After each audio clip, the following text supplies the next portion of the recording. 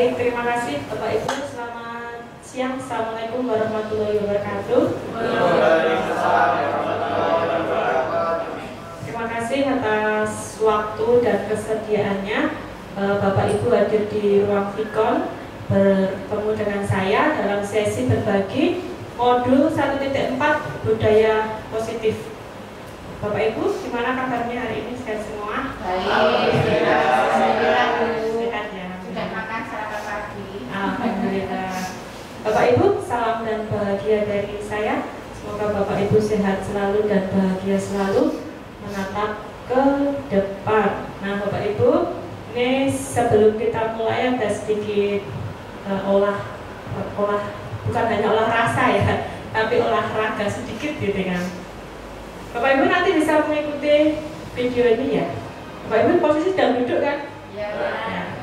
Relaxkan badan Bapak Ibu, kita duduk sebentar, kita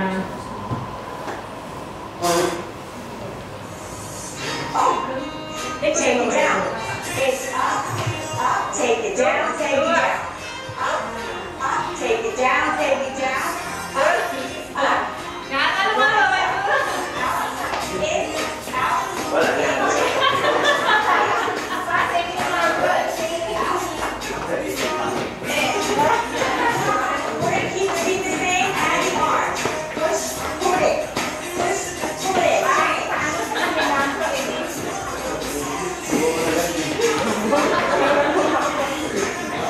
We're gonna have a nice even way.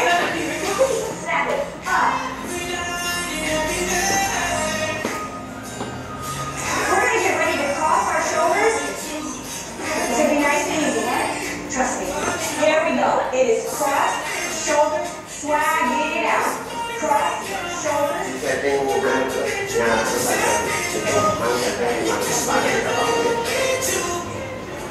Punch it up. Up, up. Take it down, take it down. Up, up.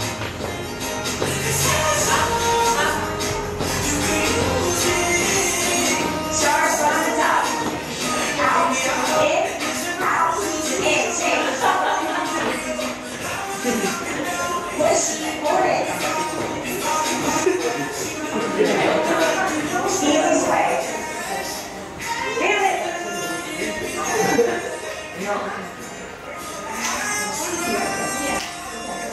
We're gonna go back to that cross. Here we go. Cross, shoulders, rock, rock. Cross, shoulders, rock, rock.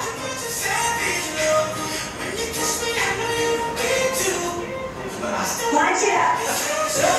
Good. Work it, work it.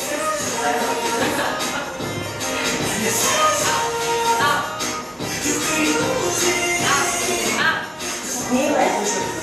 Slow. Slow.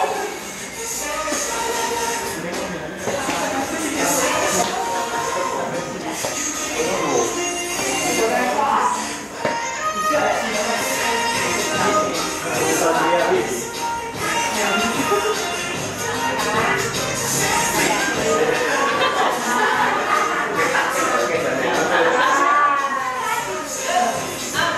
Wind down.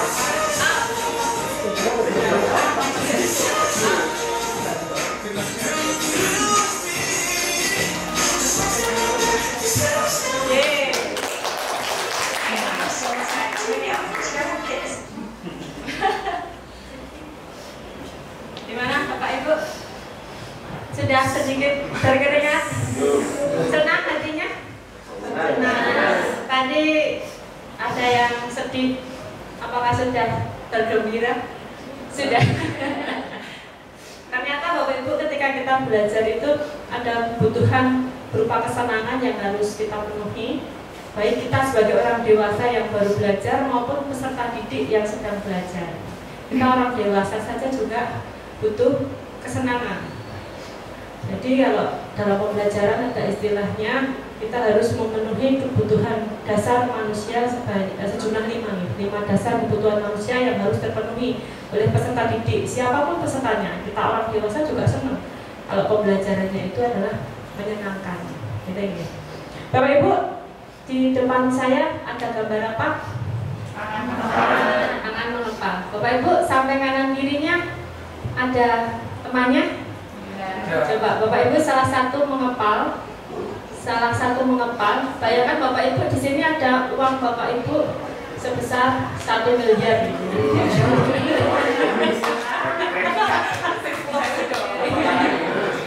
Bapak Ibu coba sampingnya tidak usah mengepal. Sampingnya satu mengepal, satu tidak mengepal. Coba yang sampingnya tidak mengepal, merayu yang mengepal untuk membuka tangannya. Pakai apapun boleh. Pakai rayuan, pakai kata-kata.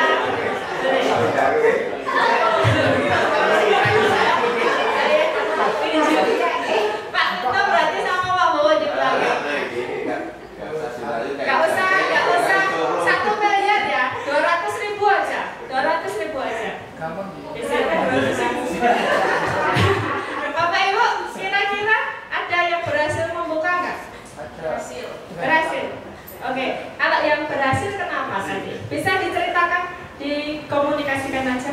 Yang berhasil kenapa, yang tidak berhasil kenapa? Yang berhasil tadi siapa? Bu Harum sama Bu Rufiah. Coba. Yang berhasil kenapa? Berhasil karena dirayu, Bu. Oh, dirayu ya? Dirayu dengan baik-baik. Dirayu dengan baik-baik. Itu Dengan senyum. senyum. Nanti tak tuker. Iya. 300.000. 3 kali lipat. 3 kali lipat. Kalau Wendar tadi berhasil Belum dibagi. belum dirayu.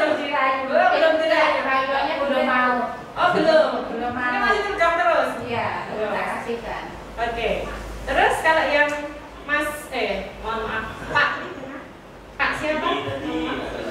Pak Apri dengan Pak Seti. Kenapa? Karena memaksa. Bapak Ibu, ketika kita melepas dan tidak melepas, sebenarnya kontrol itu miliknya siapa? Miliknya yang merayu atau miliknya yang dirayu? Yang Ngepal ya? Berarti diri sendiri ya? Iya. Bahwa ternyata ada kontrol itu adalah yang memegang adalah diri kita sendiri. Kalau berhasil dibuka, berarti ada izin nggak dari yang membuka? Ada ya. Berarti ada ilusi bahwa sepertinya terbuka, tetapi sebenarnya itu adalah izin dari sang pemilik untuk memberikan ruang kepada yang memberikan treatment tadi, gitu ya. Berarti intinya yang memegang kendali itu adalah diri kita sendiri. Yang ini clear ya Bapak Ibu, teori bahwa yang memegang kendali adalah diri kita sendiri. Bapak Ibu, ini ada pertanyaan pemantik dari saya. Bapak Ibu pernah mendengar kata disiplin ya? Pernah mendengar kata disiplin? Bapak Ibu bisa menceritakan atau membagikan pengalamannya tentang disiplin itu apa? Baik, Bu Enda. Kalau disiplin menurut saya itu sesuatu aturan yang disepakati sehingga diharapkan misalkan di satu sekolah mereka tidak akan melanggar atau tidak berusaha lari dari aturan-aturan yang sudah ada atau baku yang sudah disepakati di sekolah itu. Aturan yang disepakati bersama itu ya. Jadi untuk acuan sehingga terciptanya kedamaian, keamanan, terus kenyamanan di sekolah. Berarti ada aturan yang disepakati bersama. Kemudian semua warga menyepakati menjalankan apa yang sudah disepakati. Dan berusaha tidak melanggar. Oke. Kalau kebajikan, nilai-nilai kebajikan, Bapak Ibu pernah mendengar kata nilai-nilai kebajikan? Salah satu bisa mengemukakan contohnya apa kalau nilai-nilai kebajikan? Apa Pak? Norma, nilai-nilai kebajikan universal. Iya. Norma bisa jadi itu menjadi satu konvensi, jadi kesepakatan universal yang tanpa tertulis. Kalau disiplin tadi kan ada aturannya, skupnya lebih kecil. Kalau universal itu enggak. Jadi sesuatu yang memang semua orang itu itu bagus, baik. Kalau di Solo itu contoh nilai-nilai norma-normanya apa? Contohnya apa? Ganggu, tepuk seliro, orang Solo itu misalkan kalau sudah di pangku itu wis melek itu kebejekan universal. Tapi memang masih ini ya sifatnya lokal wisdom. Tapi itu bisa dikatakan universal karena lingkupnya luas. Berarti sesuatu norma-norma yang kita pegang ya untuk berperilaku gitu kan? Iya. Berperilaku. Oke Bapak Ibu, betul Bapak Ibu, benar sekali tentang nilai-nilai universal tadi. Kemudian di sini Bapak Ibu hubungannya dengan yang mengepalkan tangan tadi nih. Ada nilai-nilai kebajikan, ada kata kunci disiplin, kemudian ada kontrol tadi, kontrol bahwa kita yang memegang kendali kita sendiri. Bapak Ibu ini dari Bapak Pendidikan kita KHD mengatakan bahwa di mana ada kemerdekaan di situ harus ada disiplin yang kuat. Sesungguhnya disiplin itu bersifat self disiplin, yaitu kita sendiri yang mewajibkan kita dengan sekeras-kerasnya, Tetapi jika memang itu tidak berhasil, maka wajiblah penguasa lain yang mendisiplinkan kita. Dan peraturan demikian itu harus ada di dalam suasana yang merdeka. Ini maksudnya konsep merdeka di sini. Kita hanya mengarahkan anak-anak siswa kita itu bisa mengendalikan dirinya, kemudian untuk dapat merdeka. Dalam arti merdeka itu kembali kepada masyarakat, bermanfaat dan bahagia. Intinya seperti itu. Nah, contoh nilai-nilai kebajikan universal tadi kan yang di Solo nih. Yang di Solo kan. Nah, yang Bapak ketahui adalah profil pelajar Pancasila itu adalah nilai-nilai kebajikan. Nilai-nilai kebajikan yang kita fokuskan di kurikulum merdeka. Ada berapa Bapak Ibu? 6. Yang pertama, beriman, bertakwa kepada Tuhan Yang Maha Esa, dan berakhlak mulia, mandiri, kendala kritis, kebijakan global, kontrol kreatif. Itu salah satu dari nilai-nilai kebajikan profil pelajar Pancasila. Tapi ada lagi nilai-nilai kebajikan yang lain. Banyak sekali kalau di lingkup sosial kultural kita di Solo dengan di daerah lain mungkin akan berbeda. Adat budayanya beda. Maka otomatis pendidikan harus selaras juga karena akar budaya tidak bisa ditinggalkan. Kita juga tetap harus mengacu pada akar budaya kita. Kalau kita berbicara yang Solo tadi adalah salah satunya unggah-ungguh itu berarti kalau di dalam profil pelajaran Pancasila itu bisa masuk ke beriman dan bertakwa kepada Tuhan Yang Maha Esa. Itu kan tidak hanya akhlak kita kepada Tuhan, tapi akhlak kita kepada manusia. Ini Bapak Ibu elemen profil pelajar Pancasila. Bapak Ibu dari beriman dan bertakwa pada Tuhan Yang Maha Esa tadi ada akhlak beragama, akhlak pribadi, akhlak kepada manusia, akhlak kepada alam, akhlak bernegara dan lainnya. Bapak Ibu, ini ada sedikit film ya. Ibu kita saksikan bersama-sama. Dani, kamu lagi. Kamu itu nggak kapok ya? Bapak kasih hukuman, capek Bapak Dani. Langsung aja, sini tangan kamu.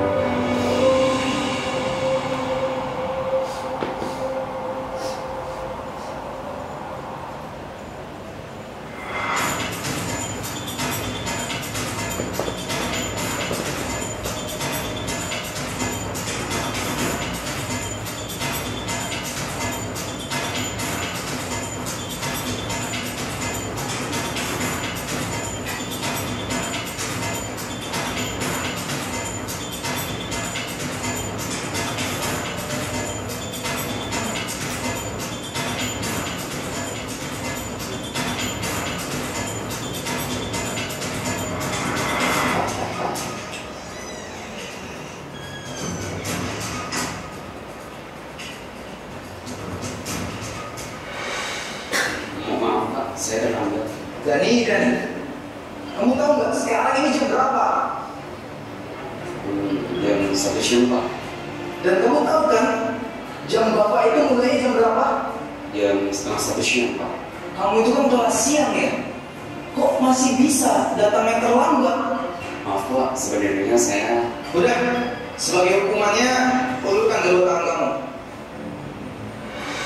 Ingat ya, yang lainnya jangan mencontoh dari. Kalau kayak contoh, ada nih yang ngajakin dia lagi, pasti tahu akibatnya.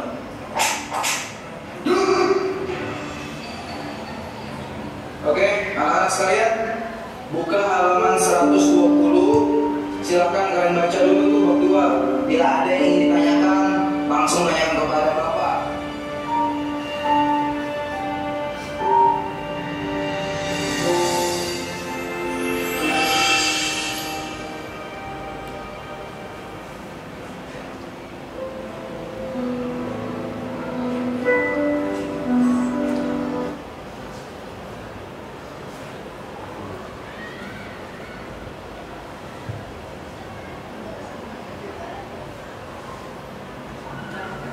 Jangan putus.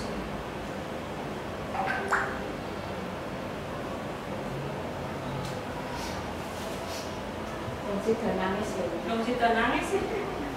Ayo.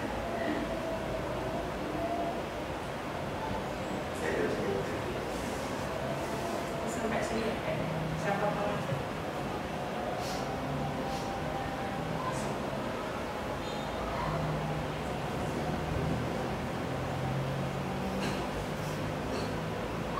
Sampai itu saya konekkan ulang aja.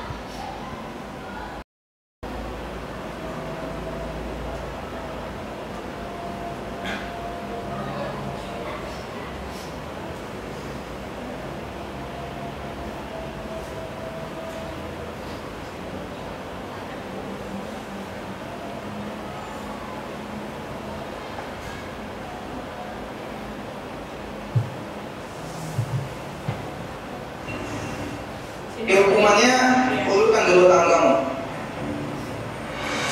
Ingat ya, yang lainnya jangan mencontoh dari. Kalau kayak contoh, ada nih yang ngajakin dia lagi, pasti tahu akibatnya.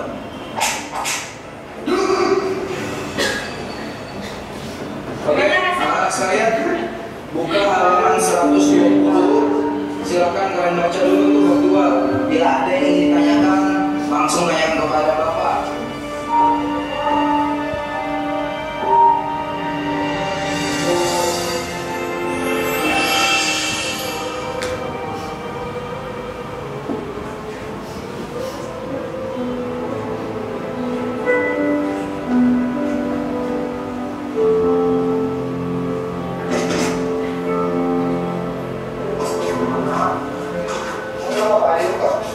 Gak Pak, Bapak mau? Benar, yang mana kalau lewat sini ada ya, jangan nanti terlicin. Ya Pak, terima kasih. Soalnya saya udah terlambat.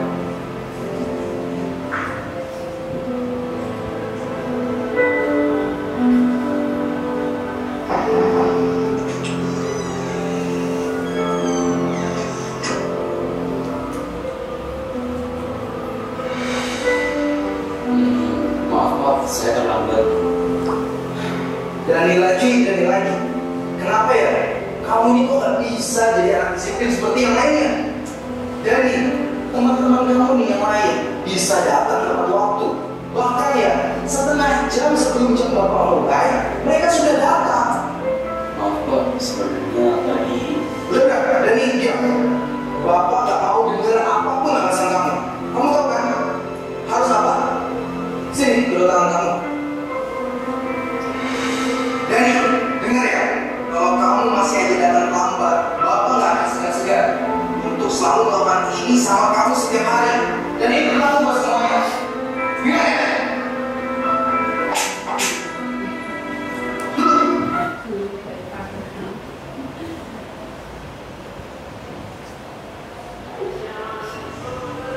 Ya, Maaf Pak, saya...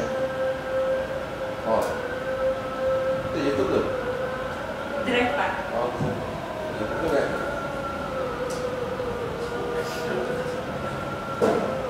Ini Katanya YouTube mah karena ya Ali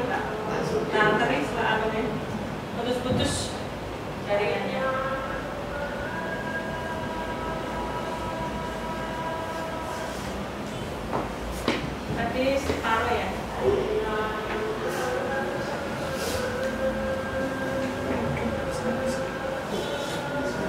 Sudah jam segini loh. Ya udah deh Pak, saya permisi dulu.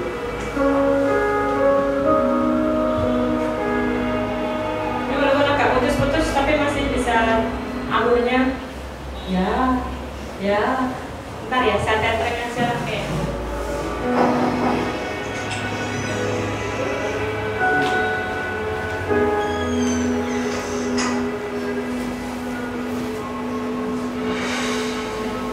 Maaf Pak, saya terlambat. Dani, kamu lagi. Kamu itu nggak kapok-kapok ya, Bapak kasih hukuman. Kamu itu kan masuk siang loh. Kok bisa sampai terlambat seperti ini loh? Maaf Pak, saya... Udah, capek Bapak Dani. Langsung aja, sini tangan kamu.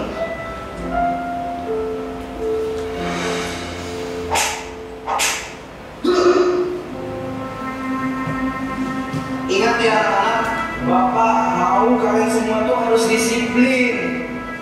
Jangan mencontoh Dani. Datang ke sekolah seenaknya aja. Datang terlambat. Gimana mau sukses nantinya? Gak akan bisa sukses seperti itu ke depannya.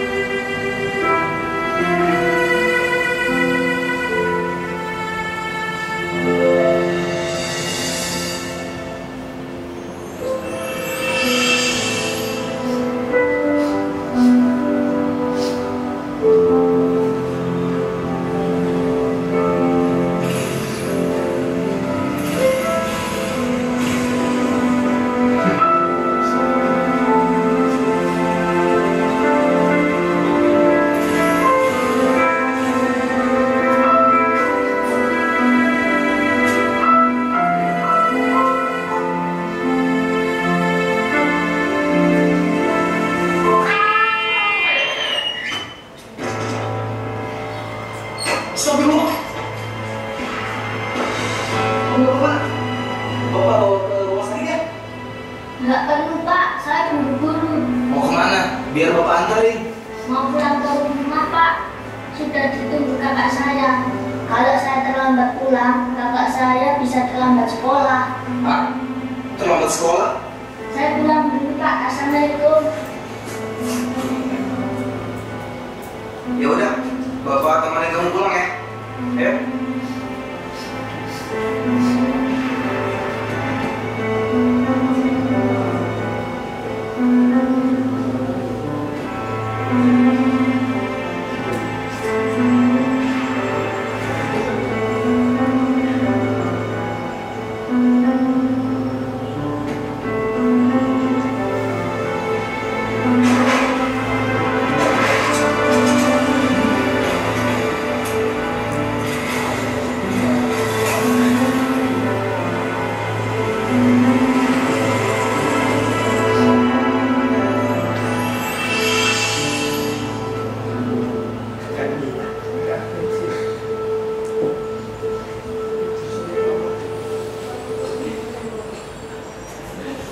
Pak, berhenti Pak.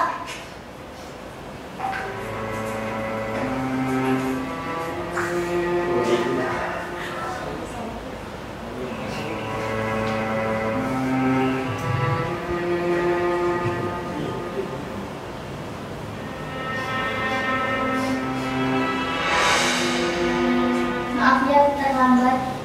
Iya nggak apa-apa deh, cepet sepertinya. Kakak udah terlambat. Tak ada manusia yang terlahir sempurna. Jangan kau sesali segala yang telah terjadi. Ini Kak sepatu. Ya itu tangan kamu kenapa nih? Ini tadi habis jatuh Kak. Ya Allah, hati-hati deh. Nanti diobati. Ya Kak, ini nanti aku obatin. Ya Kak, hati-hati. Assalamualaikum.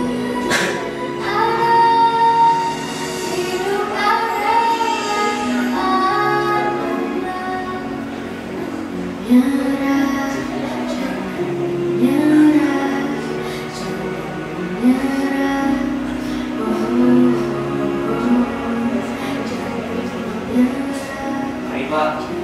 jadi.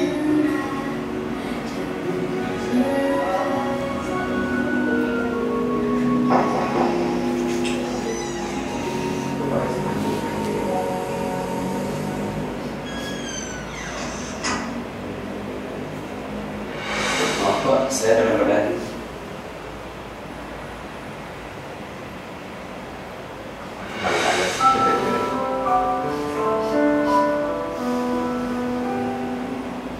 Mas Dani, maafkan Bapak ya, karena Bapak udah berprasangka buruk sama kamu dan tidak mau mendengarkan sedikit pun penjelasan dari kamu.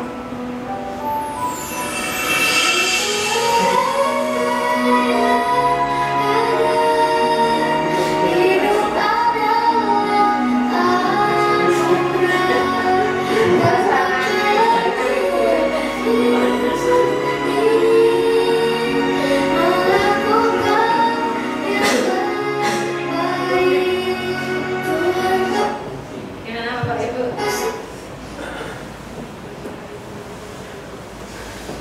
Ya. Ikut merasakan enggak? Iya. Bapak Ibu, terkait video tadi ada beberapa hal yang perlu kita pahami secara bersama ya. Perbedaan antara hukuman, konsekuensi dan restitusi. Kalau konsekuensi tadi sudah dibahas oleh Binder, ada kesepakatan bersama, aturan kesepakatan bersama. Tapi hukuman, ada hukuman. Bapak Ibu kalau lihat video tadi gimana? Apa yang dapat dipetik dari video tadi? Harus mendengarkan alasan siswa, karena setiap kali tadi siswa menjelaskan dia akan sudah sama, jadi dia tidak menghargai pendapat si yang kena hukuman, Tidak mendengarkan alasan. Maksudnya kan kenapa terlambat, kenapa dan bla bla bla, maksudnya seperti itu, jadi bahan pertimbangan bukan asal pukul saja. Oke, kita garis bawahi dulu. Ya. Berarti yang tadi berkesempatan Mas, kalau dari kacamata kita sebagai pengajar, pendidik atau guru, ya sebagai apa? Pemberi hukuman. Lebih ke menyelesaikan masalahnya itu dengan kekerasan. Hukuman ya, Iya. dengan hukuman ya. Berarti hukuman sudah clear ya. Hukuman itu seperti apa? Konsekuensi tadi ada aturan yang kita sepakati bersama, kemudian kita jalankan secara bersama. Kalau tidak melakukan atau melaksanakan sesuai aturan, berarti ada konsekuensinya, gitu ya. Iya. Kalau restitusi yang dikemukakan Bu Indah tadi harus menggali penyebabnya apa. Siswa harus kita evaluasi, kita ajak evaluasi terhadap dirinya sendiri kenapa, kemudian kita mencari solusinya bersama itu seperti apa. Itu yang disebut dengan restitusi. Jadi mengembalikan siswa yang sedang mengalami suatu masalah kembali kepada kelompoknya, kembali kepada kelompoknya, tapi dengan solusi-solusi yang digali secara bersama-sama. Jadi Ya. restitusi itu misalkan ada satu permasalahan ya tadi kan, Ya. berarti kita mencari dulu permasalahannya apa, kemudian nanti menggunakan penanganannya apa, kemudian nanti dikembalikan pada siswanya harus Ya. berbuat apa, tindakan apa yang diambil, begitu ya Bu? Betul, itu restitusi. Ya. Nah, ini kalau menurut Gosen, restitusi adalah, ini kan tadi menurut kita nih, Ya. kesepakatan kita tadi restitusi. Nah, sekarang secara ilmiah atau secara keilmiahan atau secara ilmu yang pendahulu kita. Dari Gosen tahun 2004 bahwa restitusi adalah menciptakan kondisi bagi murid untuk memperbaiki kesalahan mereka sehingga mereka bisa kembali pada kelompok mereka. Asumsinya adalah ke kelas mereka ya, dengan karakter yang lebih kuat. Sudah cocok tadi dengan pengalaman kita? Cocok ya? Clear ya berarti ya? Oke. Nah Bapak Ibu, untuk modul 1.4 itu ada banyak sekali yang saya pelajari. Itu tentang teori kontrol atau teori pilihan dari Dr. William Glasser. Itu yang pertama itu adalah Anda tidak bisa mengontrol orang lain, hanya Anda yang bisa mengontrol diri sendiri. Benar tadi ketika Anda mengepalkan tangan, yang bisa mengontrol adalah diri sendiri. Kita hanya bisa membukanya, kalau kita izinkan diri kita membukanya, baru orang lain bisa mengontrol kita. Tapi kalau kita nggak memberi izin, berarti orang lain nggak bisa mengontrol kita. Gitu. Kemudian makna disiplin, belajar kontrol diri dengan menggali potensi kita agar tercapai tujuan mulia, yaitu sesuatu menjadi seseorang yang kita inginkan berdasarkan nilai-nilai yang kita ada. Bapak Ibu, semua perilaku memiliki tujuan. Semua perilaku memiliki tujuan atau memiliki motivasi. Ada motivasi intrinsik yang berasal dari dalam dan motivasi yang berasal dari luar atau ekstrinsik. Yang berasal dari dalam itu apa Bapak Ibu? Yang di slide,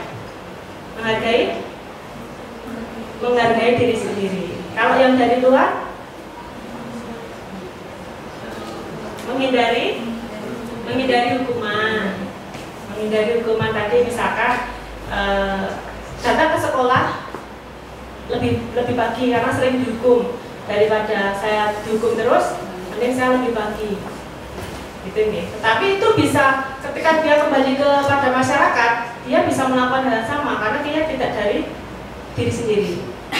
Kemudian untuk mendapatkan imbalan, Bapak Ibu pernah dulu ketika kita belajar, nanti saya kasih apa gitu ya, gitu, kalau melaksanakan tugas dengan baik, reward.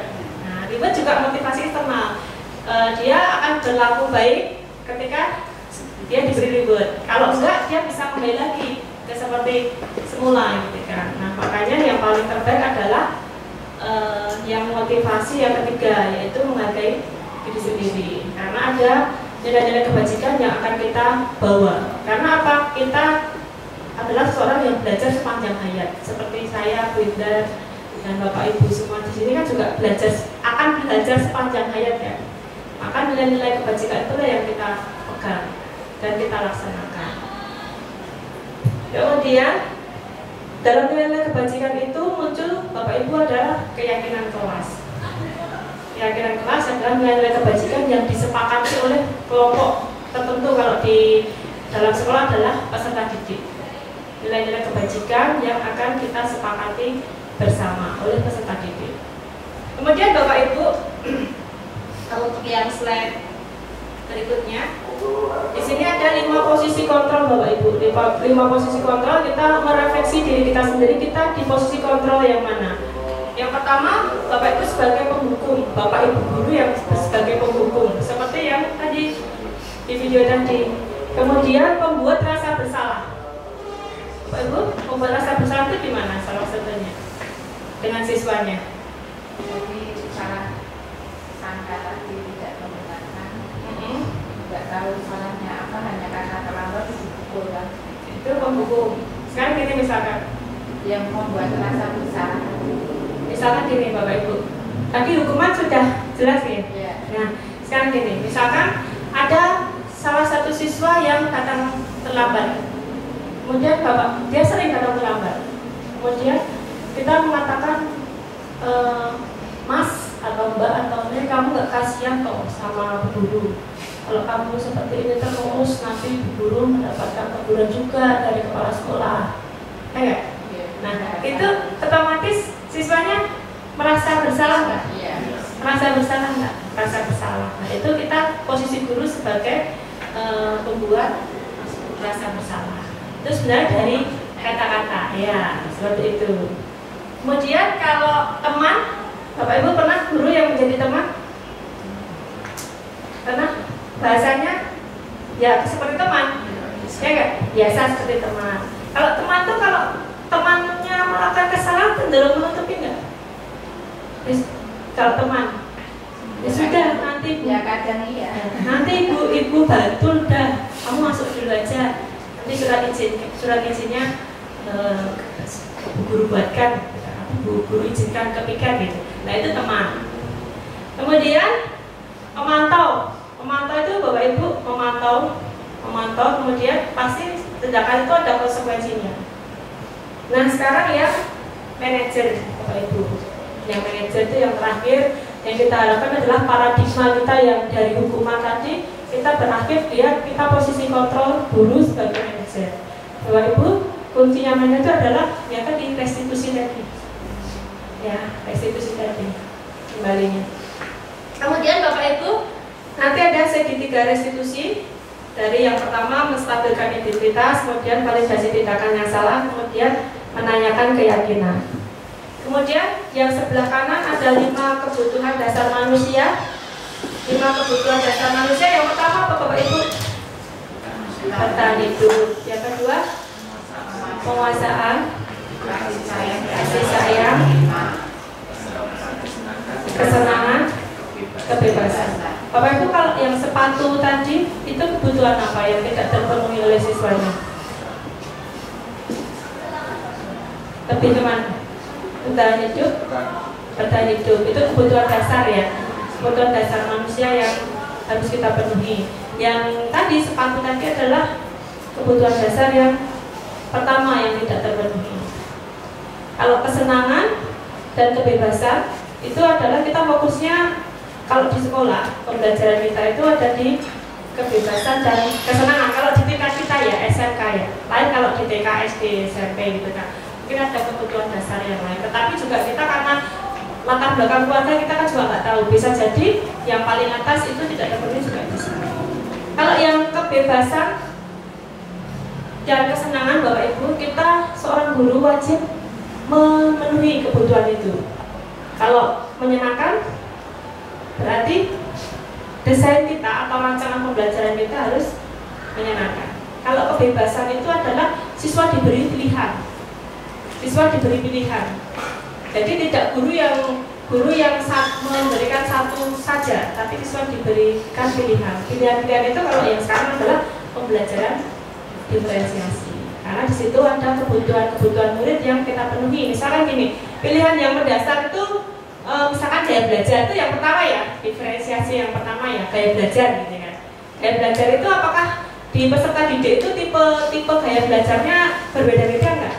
Misalnya di kelas Pak Bowo, di kelas Bu Meda, di kelas teman-teman yang lain itu ada yang berbeda enggak? Contohnya apa? Yang belajarnya itu senang lebih ke praktik, kemudian ada yang lebih senang melalui gambar atau video, ada yang lebih jelas ketika dijelaskan secara langsung oleh guru. Nah itu ya. Jadi intinya itu juga harus terpenuhi. Maka yang kebutuhan dasar siswa yang kebebasan kita juga harus penuhi. Itu kita harus penuhi karena itu sebagai dasar kita merancang pembelajaran. Salah satunya adalah dengan pembelajaran diferensiasi. Kalau kita berbicara diferensiasi, tidak hanya satu saja, tapi banyak sekali.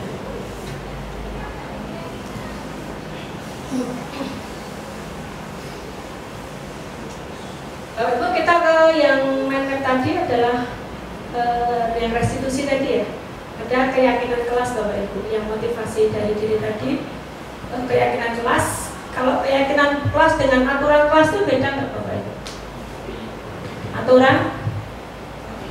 Kalau aturan itu apa Bu? Aturan mungkin yang buat satu pihak aja. Keyakinan kelas itu Oke, betul ya. Berarti keyakinan itu kesepakatan dua pihak. Yang disepakati apa? Nilai-nilai kebajikan universal. Misalkan gini Bapak Ibu, bergotong royong, nilai-nilai kebajikannya. Berarti tindakannya apa? Bergotong royong itu bisa ada listnya yang masuk itu apa. Jadi Bapak Ibu ketika Bapak Ibu nanti membuat keyakinan kelas itu lebih baik di awal pembelajaran Bapak Ibu membuat keyakinan kelas. Jadi ketika anak nanti melakukan kesalahan-kesalahan itu kita bawa lagi kembali ke keyakinan kelas. Itu pertama kali kita harus buat. Makanya tadi Bapak Ibu guru DKV saya minta hadir di forum sesi berbagi ini. Nanti di awal-awal pembelajaran bisa membuat keyakinan kelas dulu. Keyakinan kelas dimulai dari mana Bapak Ibu? Dimulai dari kelas atau gambaran kelas ideal atau kelas impian siswa. Siswa itu punya kelas impian seperti apa toh? Itu kita gali, kita ajak diskusi. Dari kita gali itu misalkan gini, Bapak Ibu sebagai siswa nih, saya tanya, nanti bisa 1-2 aja yang mengemukakan pendapat. Bapak Ibu, kalau dalam pembelajaran ini yang Bapak Ibu harapkan nanti kelasnya seperti apa? Impian Bapak Ibu seperti apa? Misalkan dengan Pak tidak monoton dengan materi yang diberikan, misalnya ada speaking atau game, jadi pembelajarannya lebih menyenangkan dan tidak kaku. Oke, menyenangkan dan tidak kaku. Terus yang lainnya? Kelas impiannya? Mungkin nanti selesai tepat waktu Bu, datang juga tepat waktu, itu kan juga sebuah impian juga ya. Misalkan, kalau Bapak misalnya bisa memenuhi tadi kebebasan dan kesenangan. Itu ya? Rasa yang pertama gurunya menyenangkan. Yang senyum. Iya, apalagi kayak pematerinya seperti ini. Terus kemudian tidak hanya hanya tulisan seperti ini. Tadi ada film, ada apa itu tadi yang membuat kita tidak bosan. Jadi itu yang penting menyenangkan diri. Buat bahagia dulu. Oke. Nah dari ide-ide itu kita himpun dulu Bapak Ibu. Kita kelompokkan dulu. Nanti kalau ada kalimat yang negatif kita positifkan dulu. Misalkan kalimat negatif itu apa? Tidak datang terlambat Bu. Tidak datang terlambat itu kan negatif. Ada kata tiganya. Berarti kita positifkan dulu, datang tepat waktu. Itu yang akan jadi perilaku. Nah, yang dari perilaku itu kita tarik ke nilai-nilai kebajikannya apa? Jadi nilai-nilai kebajikan itu adalah payung dari perilaku-perilaku tadi.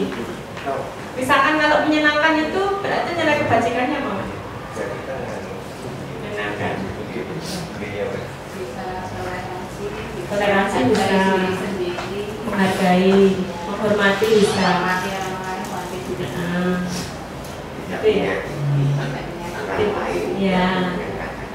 Ya, berarti itu menghormati bisa tidak menyakiti tadi, atau menghargai perkataan orang lain, mendengarkan pendapat orang lain, terus seperti itu. Itu kemudian kita sepakati bersama Bapak Ibu. Kita sepakati bersama antara guru dan siswa. Untuk keyakinan kelas Bapak Ibu sudah ada gambaran cara membuatnya? Tapi harus terlibat semua. Harus terlibat. Iya. Ide dari seluruh keluarga sekolah. Ya. Kan tadi ada kesepakatan kelas. Terkadang kita membuat kesepakatan kelas itu kita lanjut dengan punishment-nya nanti. Nah, terus ketika kita berkesepakatan kelas, datang tepat waktu, menghormati yang lebih tua, misalkan menghormati guru dan karyawan, bla bla bla. Nah itu nanti ketika mereka melanggar, kan itu nanti hukumannya apa? Nah itu kadang-kadang kita yang membuat masih lanjut. Itu bagaimana? Kita tidak ada hukuman lagi ya? Yang hukuman tadi sudah kita hilangkan. Bahasanya anak-anak itu kan kalau melanggar, nanti konsekuensi dari konsekuensi. Nah nanti kembali lagi ke restitusi. Balik ke restitusi. Kita sebagai manajer tadi ya. Jadi kesepakatan, ada keyakinan, kesepakatan, terus kemudian ada restitusi. Tadi benar kita evaluasi dulu. Tadi kenapa masalahnya tadi di awal benar mengemukakan harusnya itu ditanya dulu. Kenapa tadi datang terlambat? Nah, itu restitusi. Terima kasih ya Bu. Terima kasih Bu.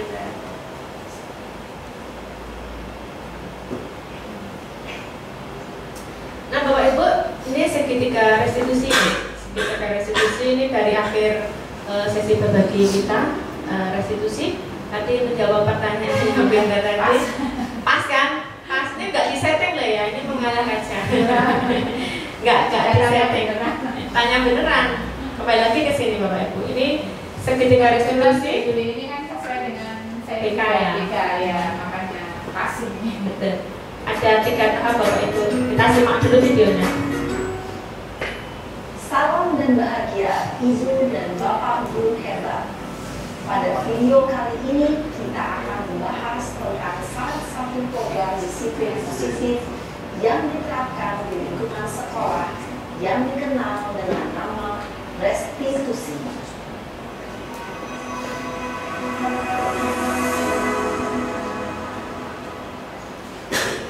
Restitusi dikembangkan oleh pakar pendidikan Diane Glosser berlandaskan pada teori kontrol Dr. William Gleason. Segitiga restitusi adalah suatu proses dialog yang dijalankan oleh guru atau orang tua agar dapat menghasilkan murid yang mandiri dan bertanggung jawab. Pada saat guru di posisi manajer, aspek yang dikembangkan pada murid adalah motivasi intrinsik, sehingga penanaman nilai-nilai kebajikan dapat tumbuh dan berkembang menjadi suatu kebiasaan positif yang akhirnya membentuk karakter. Proses dialog ini terdiri dari 3 langkah yang digambarkan pada ketiga sisi pada segitiga restitusi. Sisi pertama adalah menstabilkan identitas. Sisi yang kedua adalah validasi tindakan yang salah. Dan sisi yang ketiga adalah menanyakan keyakinan. Ibu dan bapak guru, berikut ini akan ditunjukkan bagaimana seorang guru berada dalam posisi manajer menggunakan penerapan segitiga restitusi.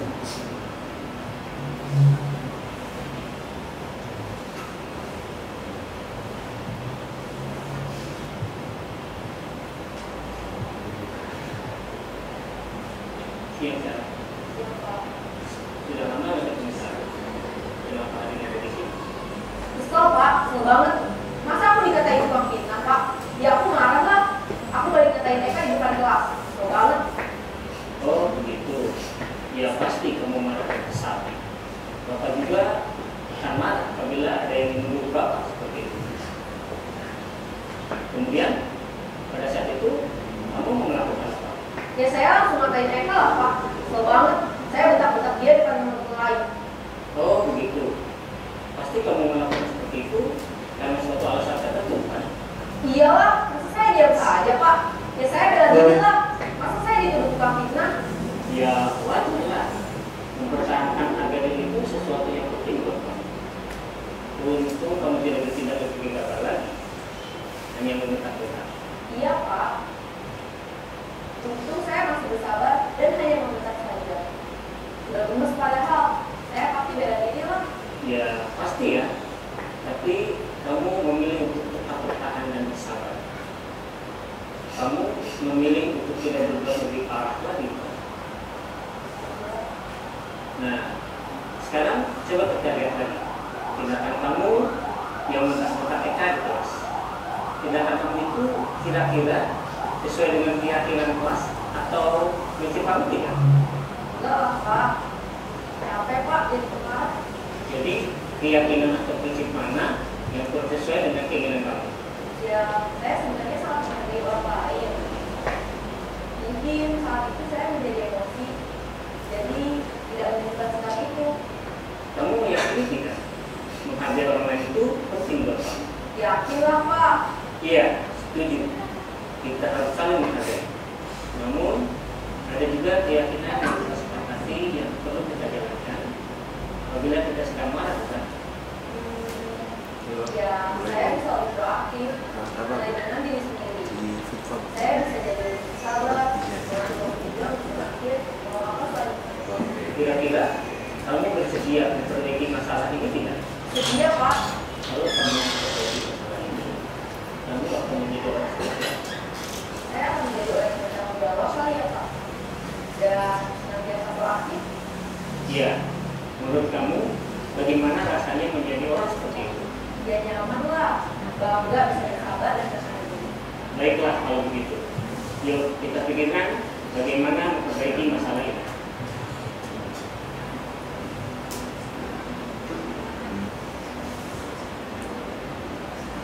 Ibu dan bapak guru hebat. Baru saja kita menyaksikan contoh bagaimana seorang guru berada dalam posisi manajer menggunakan penerapan segitiga restitusi. Mari kita bahas satu persatu. Ini dari tahap yang pertama nih Bapak Ibu. Dari menstabilkan identitas dulu. Berdasarkan pada prinsip bahwa membuat kesalahan adalah itu adalah proses dari pembelajaran. Sisi pertama dari segitiga ini berperan menggeser identitas murid dari identitas gagal dari gagal sukses. menjadi sukses. Murid yang sedang bertingkah laku yang tidak pantas atau menarik diri saat itu sedang mengalami identitas gagal. Bila kita mengkritiknya, maka posisinya tidak akan berubah. Kita bisa mengajukan pernyataan ini. 1. Membuat kesalahan sesuatu yang wajar. 2. Manusia tidak ada yang sempurna. 3. Kita bisa memperbaiki masalah ini. 4. Saya tidak menanyakan kesalahannya. Saya lebih fokus bagaimana memperbaiki Cara memperbaikinya, tidak fokus pada masalahnya, tapi memperbaikinya. Kamu telah menjadi orang yang baik untuk dirimu sendiri. Jadi tidak langsung menghakimi gitu ya Bapak Ibu. Itu proses yang pertama, menstabilkan identitas. Kemudian validasi tindakan yang salah, bahwa setiap tindakan itu pasti punya alasan. Kita gali. Tadi Bu Eder kan juga begitu ya. Oke.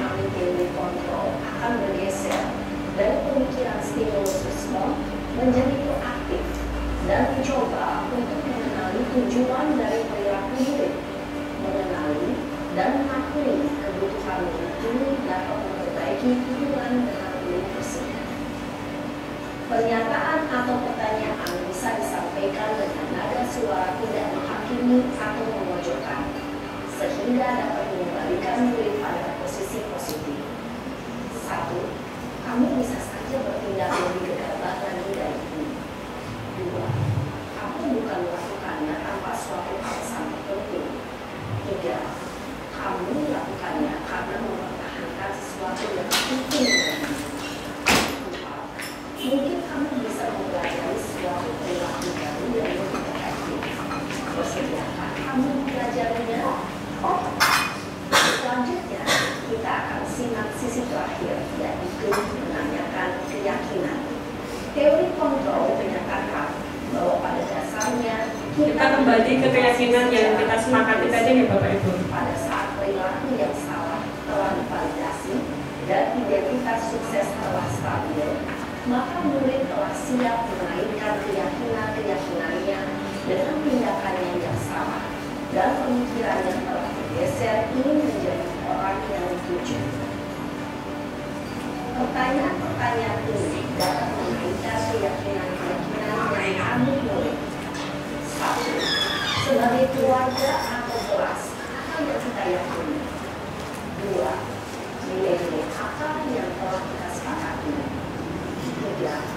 Seperti apa gambaran sebuah kelas yang ideal bagi kamu? 4.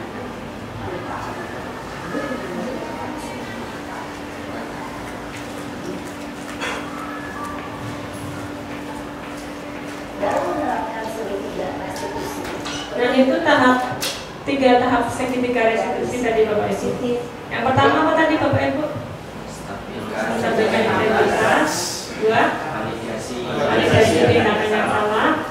3. Menanyakan keyakinan. Itu 3 tahap dari segitiga restitusi. Bapak Ibu, kemarin saya sudah mencoba menerapkan siswa sedang terlambat nih. Ini asumsinya siswa sering datang terlambat ke sekolah. Saya mendapatkan laporan dari wali kelas, yaitu Bu Maida.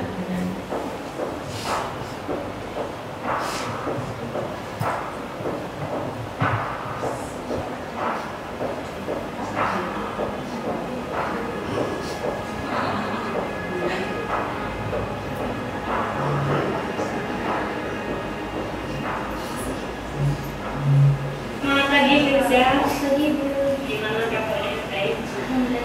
Terima kasih Firza sudah mau datang menemui Billy.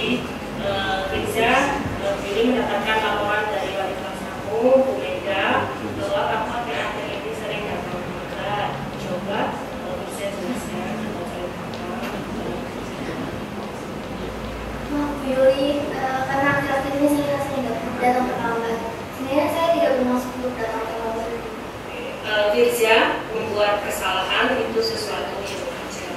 Semua manusia pasti kemana-mana. Iya Bu, karena akhir-akhir ini saya sering mengalami kesulitan gitu. Firza, kamu pasti mempunyai alasan kenapa kamu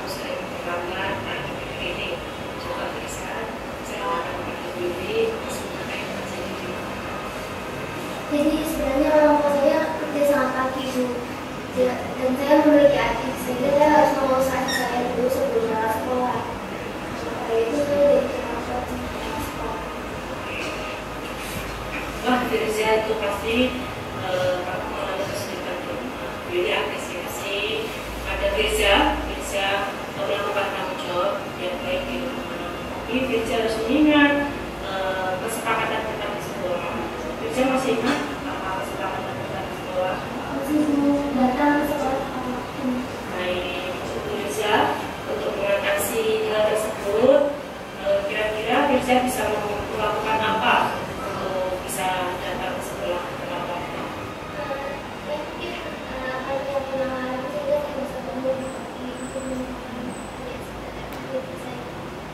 Firza, nanti kita coba dulu selama 1 minggu seperti bisa katakan tadi bahwa Firza coba memasang alarm biar pagi dan seperti tidak keluarga.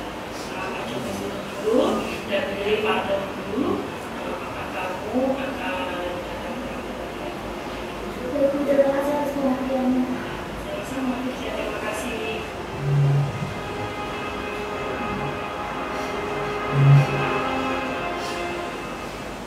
Kasus 1 ya Bapak Ibu, di kasus 2 ini siswa lupa mengecas baterai kamera setelah digunakan. Kenapa saya mengangkat masalah ini Bapak Ibu? Karena di TKP itu sering yang mengecas itu adalah Bapak Ibu gurunya. Harapan saya adalah ketika sudah kita bentuk kesepakatan atau keyakinan kelas di kelas kami, itu siswa adalah yang bertanggung jawab untuk mengecas baterai atau dengan peralatannya.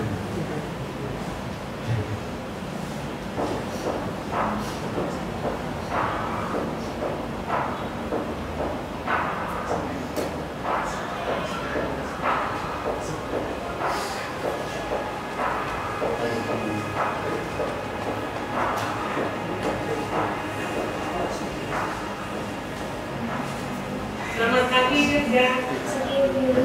Terima kasih Firza sudah meluangkan waktu untuk bertemu dengan Firza. Tahu alasannya kenapa Firza sudah menutup diri? Saya lupa untuk mengakses baterai kamera selesai. Kemarin ya, Firza kelas 1 lagi ya. Firza lupa mengecas baterai kamera. Akibatnya apa Firza kalau Firza lupa mengecas baterai kamera? Kelas berikutnya tidak bisa menggunakan kamera sehingga manusia bisa berkuasa saya kalau kita kesalahan, tetapi bisa kita juga harus tahu bahwa kita bisa kembali ke kesalahan. Saya benar-benar lupa karena setelah menggunakan kamera saya harus mengikuti kegiatan. Baik, terima kasih atas penjelasannya. Secara jujur bisa beliau tahu bahwa kalau kita dulu untuk bisa melakukan kegiatan, tapi bisa juga harus tahu bahwa kita juga mendalam ketika bisa lupa. Bisa kita membuat kalimat baru yang lebih efektif untuk kedepannya, bahwa itu berarti tidak. Mungkin saya akan menambah atau saya bisa ingat dulu Baik, itu dari diri saya bisa mengusulkan mental minat ya kalau tidak lupa. Bisa perlu kita mensosialisasikan ini kepada teman-teman di kelas. Baik, nanti kira-kira usulannya bisa apa? mungkin kita bisa membuat data terpisah setelah menggunakan kamera. Baik, dia bagus, Firza.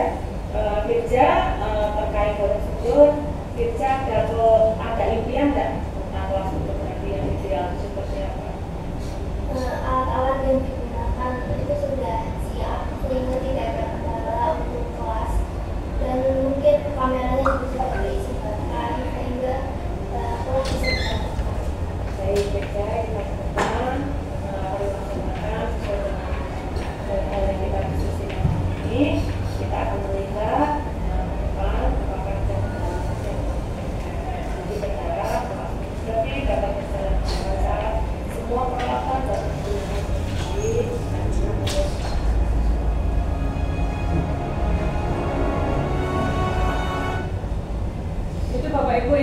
dua kasus yang bisa saya praktekkan. Tapi kalau kita di sekolah kan banyak sekali kasusnya, yang tidak hanya itu saja. Nanti Bapak Ibu bisa mencoba mempraktekkan, kemudian mengetahui perbedaannya ketika kita dengan hukuman, stimulus respon tadi, atau apa namanya, akibat ya, sebab akibat, kemudian kita ke restitusi, nanti ada perbedaannya atau tidak. Tapi saya rasa Bu Guru BK sudah sering ya, secara tidak sadar itu sudah melakukan itu, tapi tidak tahu bahwa itu adalah segitiga restitusi, bahwa Guru BK sudah banyak sebagai posisi manajer gitu kan. Kalau Guru BK, kalau kita guru kelas atau guru mata pelajaran mungkin bisa jadi sebagai penghukum, ya kan?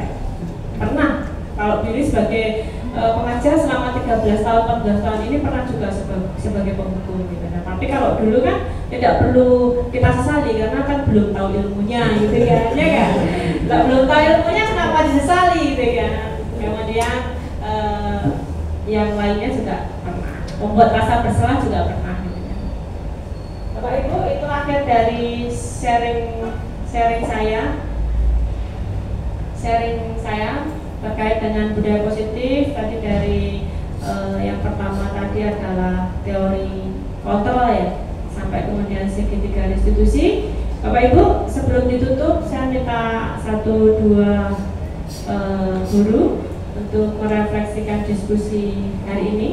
Yang pertama adalah peristiwanya pasti kita pembelajaran sesi berbagi tentang budaya positif. Kemudian perasaan Bapak Ibu tadi belajar itu seperti apa, kemudian pembelajaran yang Bapak Ibu dapat apa dan penerapannya apa. Bapak Ibu bisa ke depan biar fokus kepada kamera. Monggo 1-2 sebelum kita tutup. Sini ya. Ini ada. Oke, pertama peristiwa ya. Ya, peristiwa. Dari peristiwa rumah suara. Dari peristiwa yang tadi kita saksikan lewat video, juga diterapkan Bu Yuli sendiri yang di video juga tadi. Untuk penerapan restitusi itu ternyata pertama harus butuh kesabaran ya. Kesabaran karena kita harus tahu benar kondisi sebenarnya apa yang diinginkan anak seperti itu ya. Perasaan saya berarti kenyataannya kita harus sabar ya. Kedua, feeling kita sabar. Pembelajaran yang didapat dari proses ini ya, pembelajarannya bahwa dengan segala sesuatu itu pasti ada sebabnya. Jadi kita selaku guru, selaku yang kalau istilah jalannya mendegani, membuat keyakinan kelas itu kita harus bijak ya, dalam artian tadi, jadi bagaimana caranya agar kita bisa memenuhi keinginan dan kebebasan tapi dengan norma yang sudah kita sepakati bersama seperti itu. Terus penerapannya kira-kira Bapak akan melakukan apa dari pembelajaran ini? Penerapannya nanti kita bikin keyakinan kelas yang di situ ada semacam, kalau kita sudah nggak bicara lagi tentang punishment, bagaimana kita membuat keyakinan itu agar menjadi konsekuensi. Karena apa?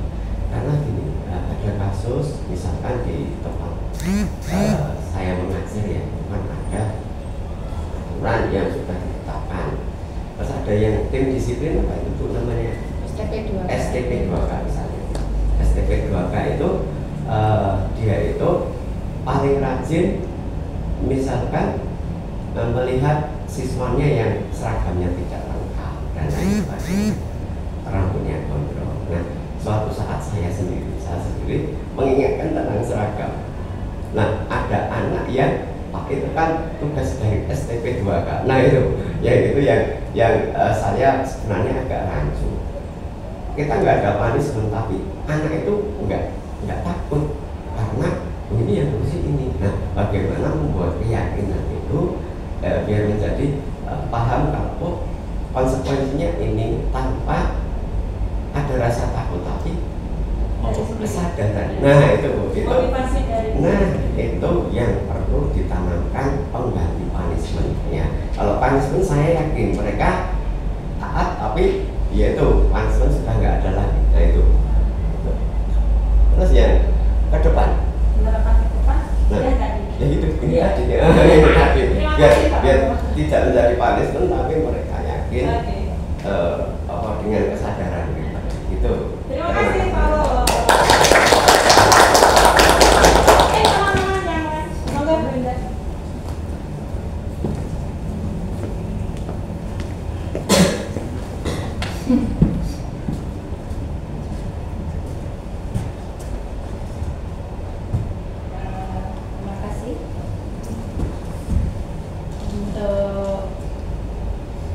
peristiwa untuk pengalaman saya mengikuti pembelajaran diskusi kali ini. Saya merasa jujur kaget, oh ternyata seperti ini ya. Saya sudah mengalami tapi nggak tahu kalau oh seperti ini, itu pengalaman saya ya.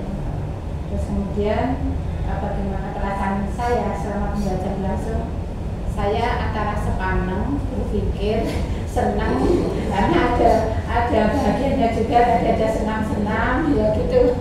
Itu perasaan saya. Kemudian pelajaran apa? Pelajarannya banyak sekali yang saya dapatkan, seperti tadi bahwa ternyata selama ini kebetulan saya BK ya, jadi hampir saya lakukan tiap hari, hampir saya lakukan dari tadi tentang saya misalkan video tadi sebagai penghukum, kemudian saya mendekati secara permasalahan, kemudian restitusi, itu sebenarnya sudah kami lakukan gitu. Tapi kok gambarnya di sini ya? Mungkin kalau saya tidak ikut datang ke sini saya tidak tahu.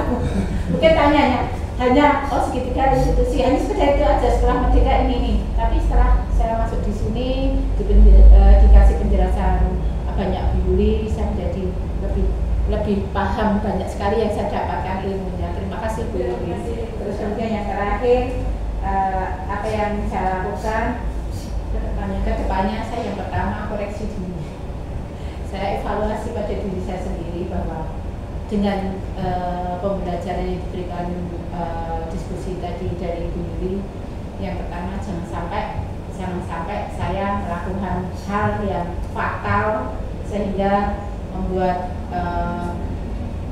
siswa ataupun saya sendiri menjadi hal-hal yang tidak diinginkan lah, misalkan seperti itu. Karena pada dasarnya meskipun tadi saya ada keyakinan kelas, tadi ada saya tanyakan Bu Yuli, ternyata kan bukan bahasa saya hukumannya apa, ternyata bahasa harusnya lebih ada lagi konsekuensi.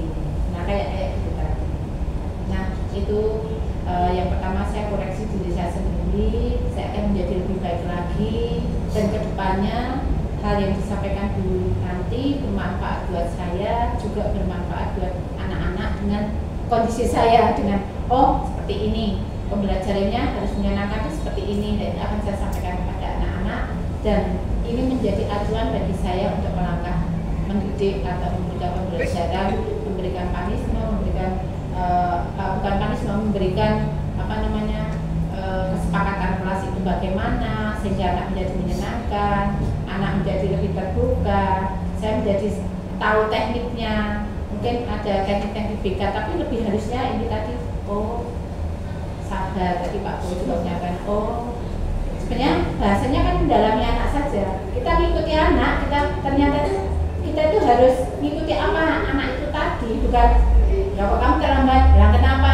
harusnya, itu kan kita tidak beri tekanan, tapi kita mengikuti alur anak saja. Mungkin itu dulu. Terima kasih sekali telah diberikan banyak ilmu ya. Mungkin itu teman-teman ya. Setuju, saya juga dapatnya dari Bu Yuli. Enak, dapatnya enak. Iya. Terima kasih Bapak Ibu untuk sesi berbagi ya. Sesi berbagi hari ini telah selesai Bapak Ibu. Kita kembali lagi dari semua tadi, dari kontrol kita kembali lagi, kita sebagai pendidik yang harus merubah paradigma kita sendiri yang dulu mungkin hukuman ya, hukuman kita ke restitusi. Kemudian posisi kontrol tadi yang kita mungkin sebagai penghukum atau membuat rasa bersalah, kita menjadi seorang manajer, dimana kita harus memahami peserta didik ketika melakukan kesalahan, kita harus mengkoreksi atau mencari tahu kebutuhan dasar mana yang belum terpenuhi. Apakah kita juga tadi benar mengatakan refleksi diri kita sendiri, apakah ada kekurangan dari kita atau dari yang lain. Bapak Ibu selamat bertugas ya, selamat bertugas, kembali lagi kepada tugas kita masing-masing, bahwa tugas kita memang luar biasa yang perlu ekstra nih, perlu ekstra. Istilahnya kita juga bukan hanya siswa aja yang berkembang sesuai zaman, tapi kita juga pendidik harus berkembang sesuai dengan zamannya siswa gitu kan. Kalau dulu mungkin Kalau saya masih menemui nggih dihukum nggih, Bu Winda nggih. Dulu sering disuruh berdiri, angkat satu kaki gitu. Kalau zaman saya menemui, zaman Pak Bun menemui nggak? Bu Mega menemui nggak dihukum dulu? SD ya, masih menemui ya. Kalau teman-teman yang lebih muda dari Bu Mega masih juga lari-lari lapang. Nah, diharapkan kita Bapak Ibu sebagai estafet pendidik masa depan bahwa kita sudah beralih untuk menciptakan pendidikan yang berkualitas dan dunia yang lebih ramah dan menyenangkan bagi peserta didik. Terima kasih Bapak Ibu atas waktunya dan apa ya? Selain waktu Bapak Ibu, pemikirannya untuk diskusi hari ini kita tutup dengan sesi diskusi sharing berbagi ini kita tutup bersama-sama. Terima kasih. Wassalamualaikum warahmatullahi wabarakatuh. Waalaikumsalam.